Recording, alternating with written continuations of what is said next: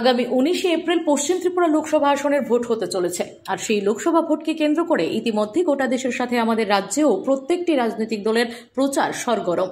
বাদ যায়নি শাসক দলকে টেক্কা দিয়ে বিরোধী দলরাও। বুধবার সকালবেলা পশ্চিম ত্রিপুরা লোকসভা আসনের ইন্ডিয়া জোটের প্রার্থী আশিস কুমার সাহার সমর্থনে শেখিরকুট বাজার থেকে এক সুবিশাল বাইক শুরু হয়। সেই র্যালি ফুলতলি, মতিনগর, মধুপুর হয়ে দেবীপুর বাজারে গিয়ে পথসভায় মিলিত হয়। সেখান থেকে ভাটিবাড়ি হয়ে কোনাবন, তারপর মধুপুর বাজারে চলে আসে। সেখান থেকে পুনরায় কামথানা, কোয়াডেপা হয়ে তারপর শেষ হয়। ইন্ডিয়া জোটের প্রার্থী আশিস কুমার সাহার সঙ্গে ওই দিন র্যালিতে অংশগ্রহণ করলেন প্রাক্তন মন্ত্রী তথা সিপিআইএম নেতা ভানুলাল সাহা, প্রদেশ কংগ্রেস সম্পাদক জয়দেব বর্মন, কমলাসাগর বিধানসভার প্রাক্তন বিধায়ক নারায়ণ চৌধুরী, সিপিআইএম রাজ্য কমিটির সদস্য সিদ্দিকুর রহমান সহ অন্যান্যরা। ওই দিন ভাষণ রাখতে গিয়ে ইন্ডিয়া জোটের প্রার্থী আশিস কুমার সাহা বলেন, বিজেপি গত 10 বছরে ভারতকে অনেক তোলানিতে নিয়ে গেছে।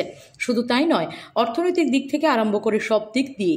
আবার এখন প্রচার চালাচ্ছে 400 আসন নাকি পার হয়ে যাবে এবার লোকসভা নির্বাচনে। তাই তিনি বলেন 420 আসনে তাদেরকে দেশের জনগণ ছিটকে দেবে এবার। তিনি ওই দিন ভাষণ রাখতে গিয়ে বলেন, দেশকে অশুভ শক্তির হাত থেকে রক্ষা করতে হলে, গণতন্ত্র পুনরুদ্ধার করতে হলে ইন্ডিয়া জোটের প্রার্থীদের বিপুল ভোটে জয়ী করা আহ্বানও রাখেন তিনি। এই নির্বাচন অত্যন্ত গুরুত্বপূর্ণ। এই নির্বাচন শুধুমাত্র দেশের ক্ষমতা পরিবর্তনের মধ্য দিয়েই সীমাবদ্ধ নয়।